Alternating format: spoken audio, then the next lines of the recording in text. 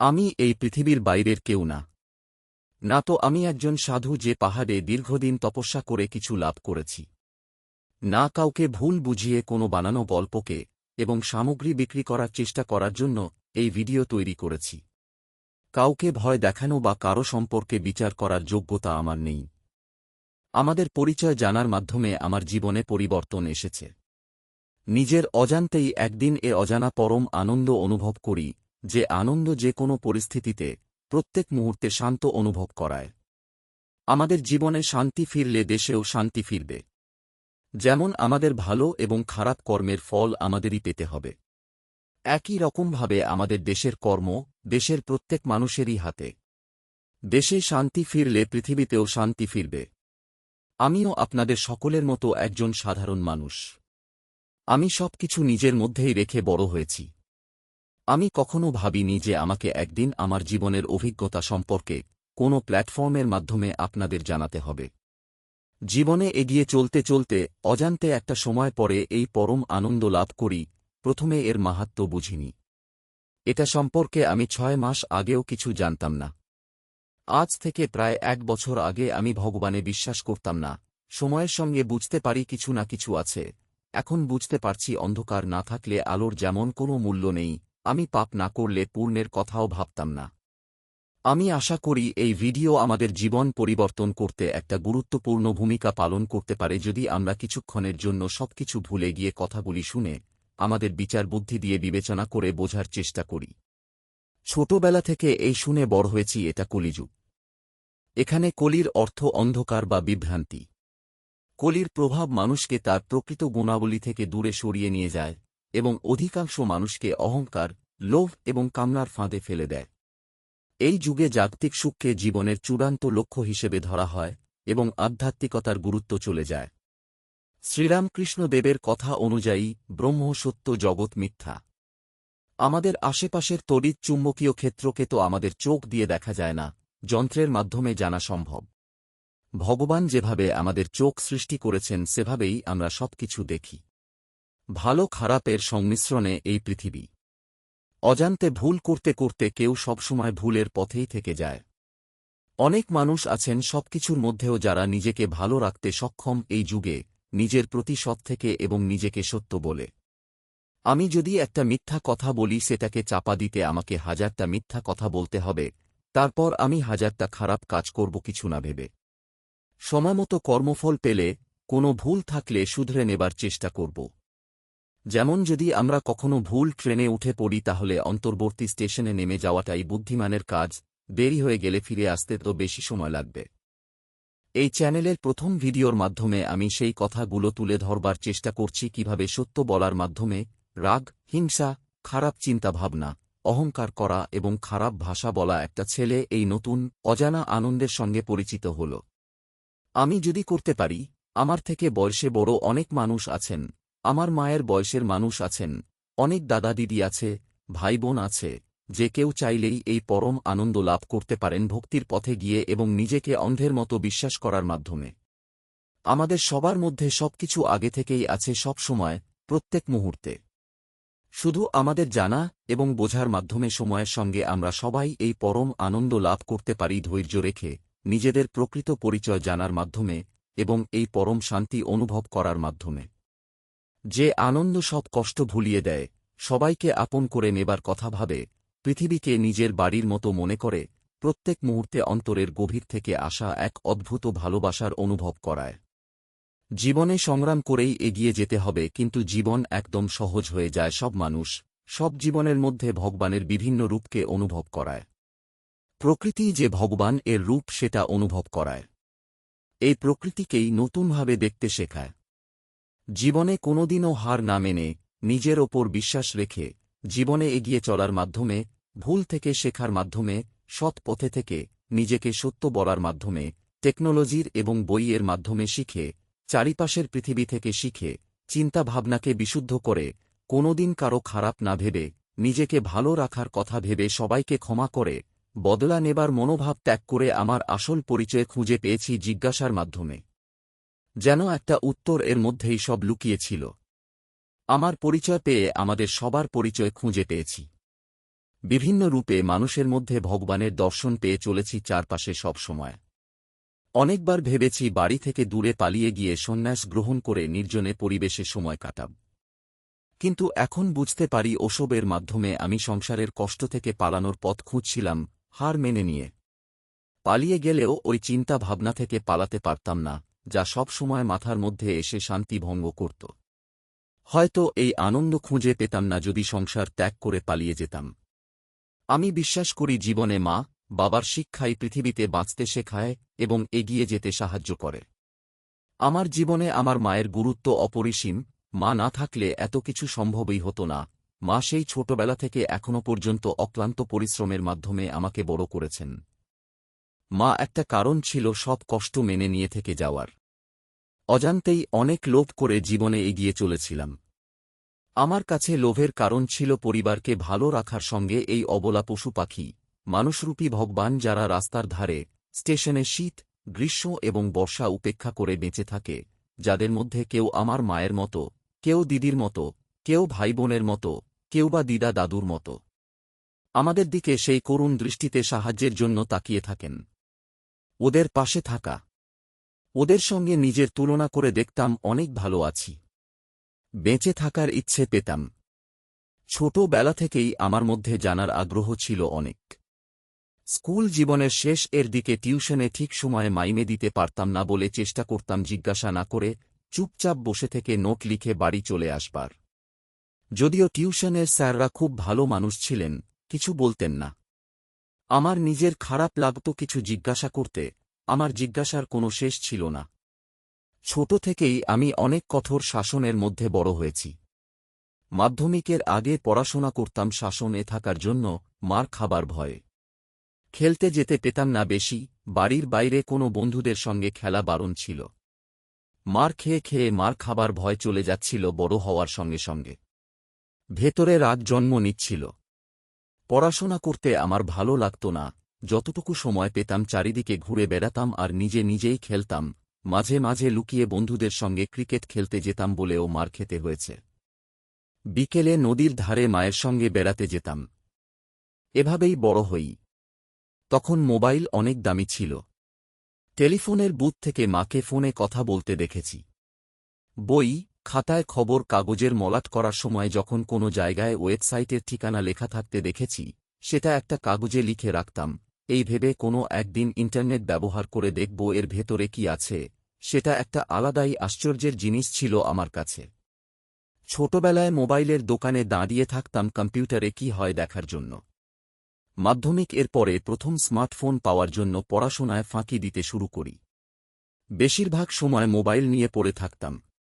আমি দায়িত্ব নিয়ে ভালোভাবে পড়াশোনা করতাম না।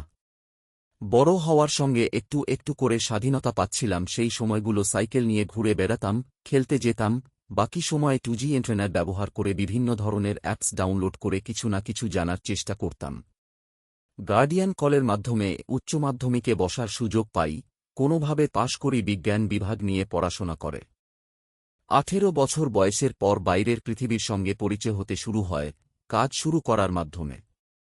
স্কুল শেষ হওয়ার পরে 3 বছর টেকনোলজির সম্পর্কে শিক্ষা লাভ করেছি, কলেজে না পড়ে।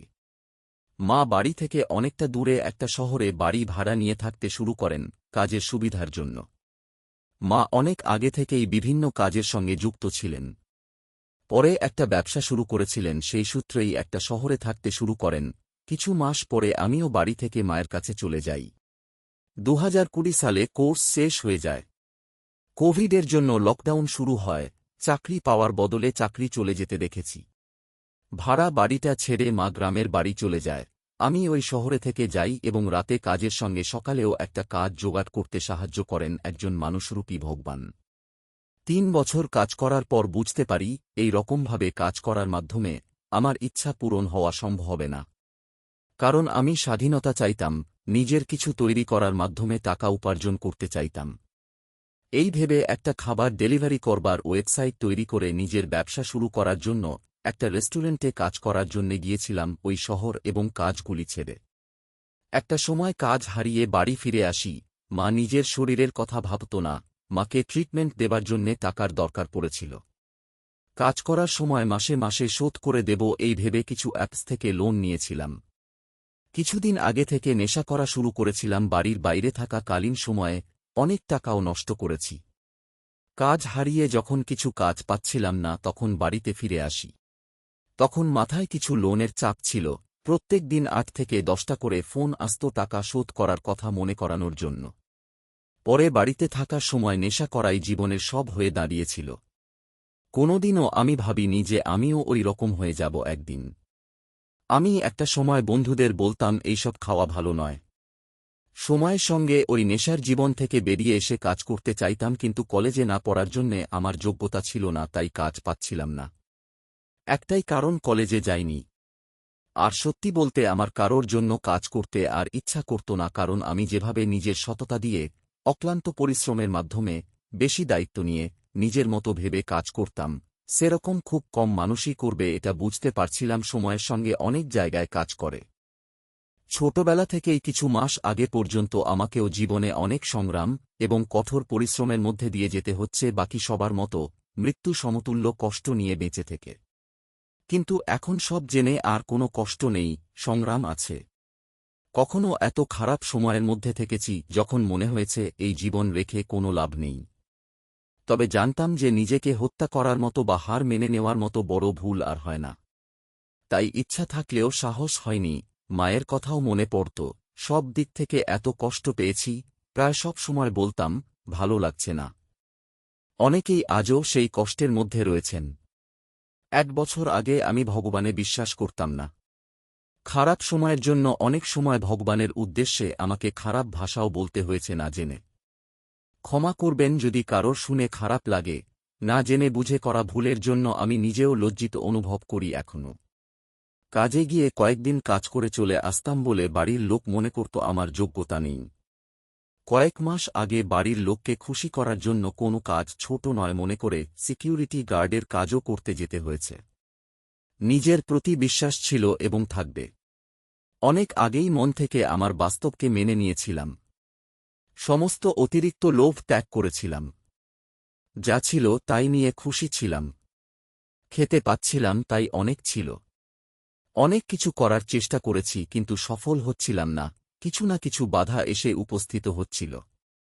কোন ধরনের কাজ করলে সহজেই হবে তা জানার ব্যাপারে আগ্রহী ছিলাম, কিছু বুঝতে পারছিলাম না কি করব। তখন আমি জ্যোতিষশাস্ত্রের ব্যাপারে জানা শুরু করি। যদিও আমি এসব জিনিস আগে থেকে বিশ্বাস করতাম না, কিন্তু সময়ের সঙ্গে আমাকে মেনে নিতে বাধ্য হতে হয়েছে যে বিজ্ঞানের বাইরেও কিছু না কিছু আছে।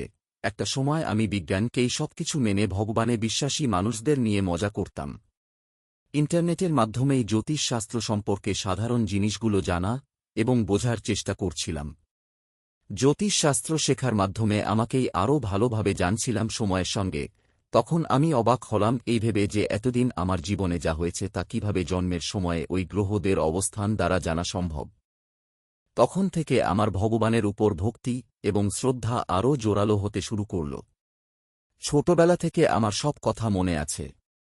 যেমন ছোটবেলায় আমি খেলার ছলে ওম নমঃ শিবায় মন্ত্রে ধ্যান করতাম, নদী থেকে মাটি এনে ঠাকুর তৈরি করতাম, ফুল তুলে এনে এবং মন্দির তৈরি করার মাধ্যমে নিজের সঙ্গে খেলতাম। দীক্ষা গ্রহণের আগে শান্ত হয়ে বসে অনুশীলন করতাম বিভিন্ন মন্ত্রে। অনেকদিন ধরেই দীক্ষা নেবার কথা ভাবছিলাম, এই ভেবে ঠিক করতে পারিনি কোন দেবতার দীক্ষা নেওয়া ঠিক হবে। সবার প্রতি আমার আকর্ষণ ছিল।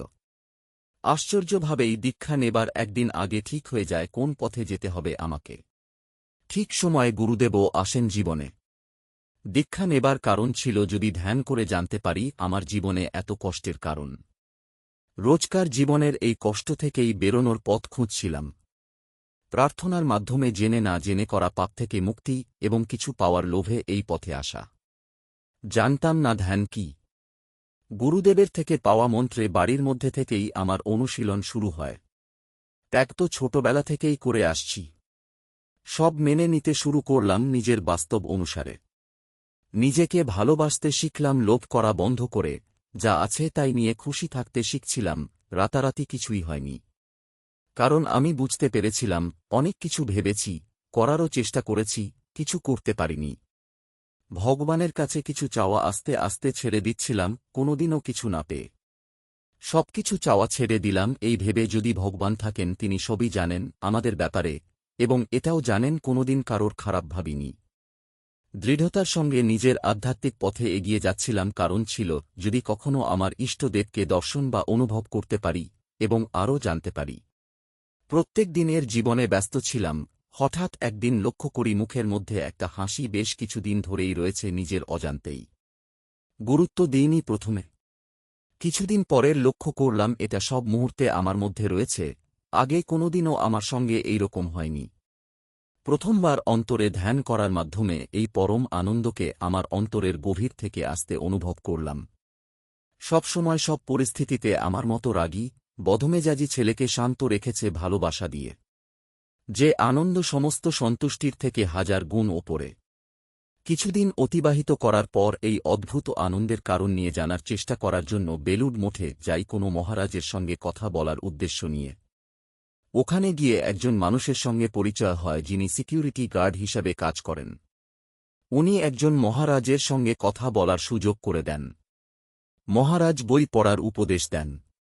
চলে আসবার আগে শেষবারের মতো সিকিউরিটি গার্ড কাকুর কাছে গেলে উনি বলেন ইউটিউবে স্বামী সর্বপ্রিয়ানন্দ মহারাজের ভিডিও দেখার জন্যে। মহারাজের কথাবার্তা শোনার মাধ্যমে আমি এই অজানা আনন্দের মাহাত্ম্য সম্পর্কে জানতে পারি। আমার কাজের ব্যাপারে জানার জন্য জ্যোতিষশাস্ত্র শিখছিলাম। আমি বিশ্বাস করি আমাদের সকলের মধ্যেই কিছু না কিছু বিশেষ গুণ রয়েছে, সেটাই খুঁজে বের করার চেষ্টা করছিলাম। অত ভালোভাবে জানতে পারিনি, তবে একটা জিনিস বাস্তবে লক্ষ্য করেছি, যখন কেউ সমস্যা নিয়ে এসেছে অজান্তেই সময়ের কথা না ভেবে গভীরে গিয়ে সমাধান করার চেষ্টা করেছি, কখনোই হাল ছেড়ে না দিয়ে। কাজ হলে সবচেয়ে বেশি খুশি হয়েছি।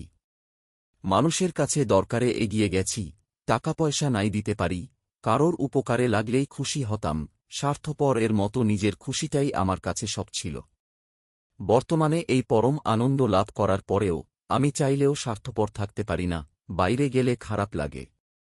আমি এড়িয়ে যেতে চাইছিলাম, যেমনটা আগে করে এসেছি, কিন্তু দীর্ঘদিন এই দ্বিধা নিয়ে আমি বাঁচতে চাই না।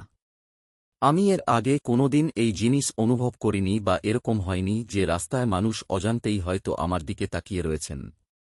মনে হয়েছে ওরা হয়তো আমার মধ্যের এই আনন্দ অনুভব করছেন। মানুষের পিছনে আমাদের আসল পরিচয় জানতে পেরে আমার মধ্যে এখন আগের মতো খারাপ অহংকার নেই যে আমি কাউকে অগ্রাহ্য করব। আমরাই ভগবানের বিভিন্ন রূপ, সবাই ভগবানের অংশ। বিশুদ্ধ চেতনারই অন্য রূপ শক্তি। আর চেতনা এবং শক্তির মিলনের মাধ্যমে এই জগৎ সৃষ্টি হয়েছে। আমাদের এই পৃথিবীতে থাকাই ভগবানের অস্তিত্বের প্রমাণ। সেই ভগবানই আমাদের সৃষ্টিকর্তা। জলে রূপ ধারণ করে আমাদের তৃষ্ণা মেটাচ্ছেন, বাতাসের রূপ ধারণ করে আমাদের বেঁচে থাকতে সাহায্য করছেন, পৃথিবীতে রূপান্তরিত হয়ে আমাদের থাকতে দিয়েছেন, আবার অগ্নি হয়ে আমার শেষ কাজ সম্পন্ন করবেন। প্রত্যেকে জীবের মধ্যেই এক বিশুদ্ধ চেতনা এবং শক্তি আছে। যেমন আমাদের মাথায় একটা চিন্তা আসে, সেটা হতে পারে লেখার, ঘুমানোর বা বেড়াতে যাবার। মস্তিষ্কে আসা কোনো ভাবনার প্রতি বিচার করে আমাদের শক্তি দিয়ে করার মাধ্যমে কর্ম সম্পন্ন হয়। যেমন অনেক দিন ধরেই লেখার কথা ভেবে লেখার বা বল প্রযোগের মাধ্যমে এই ভিডিওটি সম্পন্ন হয়েছে। তাছাড়া আমরা চারিদিকে যা দেখি প্রকৃতির বাইরে, যেমন বাড়ি, গাড়ি, টেকনোলজি ইত্যাদি, প্রথমে কেউ তৈরি করার কথা চিন্তা করে শক্তি দিয়ে তৈরি করেছেন। সবই মানুষেরই সৃষ্টি করা, আর সব মানুষের মধ্যেই একমাত্র বিশুদ্ধ চেতনা এবং শক্তি বিরাজমান, বলাই যায় সব ভগবানের সৃষ্টি। সবকিছু জানার পর আমি আশ্চর্য হয়েছিলাম, নিজেকে বিশ্বাস করতে পারছিলাম না যে ভগবানকে দেখার জন্য আমি এত ব্যাকুল হয়েছিলাম, সেই ভগবানই বিভিন্ন রূপে আমাদের চারিপাশে সবসময় ছিলেন, আছেন এবং থাকবেন যতদিন এই শরীরে প্রাণ থাকবে। সব শেষে প্রাণও তো তিনিই। যদিও আমার আশেপাশে ধর্মীয় কিছু বই আছে, কিন্তু অলস হবার জন্য এখনও কোন বই সম্পূর্ণভাবে পড়তে পারিনি। যেমনভাবে সমুদ্রের ঢেউ এবং সমুদ্রের মধ্যে কোনো ভিন্নতা নেই, আমরাও সেই ঢেউয়ের মতো। এখন আমি বেঁচে আছি মানে সেই সমুদ্রে ঢেউ রূপে আছি। জন্ম থেকে মৃত্যুর আগে পর্যন্ত জীবনটা একটা পরীক্ষার মতো, আর মৃত্যু মানে পরীক্ষার রেজাল্ট বেরোনো। সমস্ত গ্রহ, চন্দ্র, সূর্য, গাছপালা, পশু পাখি, নদী, সমুদ্র, আলো অন্ধকার, অনন্ত আকাশ, রক্ত, নার্ভ, পালস, ব্যাকটেরিয়া, ম্যাগমা, খারাপ এবং ভালো, আমাদের সৌরজগতের পরে আমাদের আকাশগঙ্গা বা মিল্কি ওয়ে নামক ছায়াপথ বা গ্যালাক্সি এর মতো সমস্ত দৃশ্যমান ও অদৃশ্য সবকিছুই একমাত্র ভগবানের ভিন্ন রূপ। আধুনিক জ্যোতিষ বিজ্ঞানের মাধ্যমে এবং আমাদের পাঠানো কৃত্রিম উপগ্রহের মাধ্যমে আমরা জানতে পেরেছি আকাশগঙ্গা নামক গ্যালাক্সির পরে প্রায় 2 ট্রিলিয়নেরও বেশি গ্যালাক্সির অস্তিত্ব সম্পর্কে। সবকিছু ভগবানের ভিন্ন রূপ। যে ভগবানের কোনো আকার নেই, কোনো আরম্ভ নেই, কোনো শেষ নেই, সব সময় বর্তমান। শ্রীরামকৃষ্ণদেবের কথা অনুযায়ী সবই তার লীলা খেলা, যেন জীব জগতই তো তিনি, সাকারও তিনি, নিরাকারও তিনি। আজকে নিজে এই কথাগুলোর মানে অনুভব করছি সব সময়।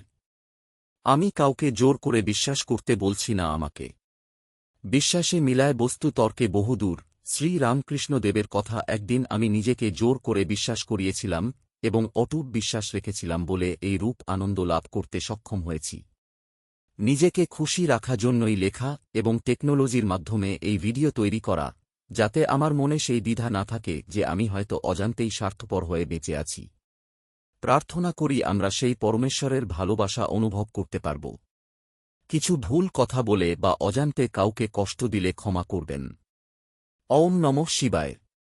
জয় মা কালী।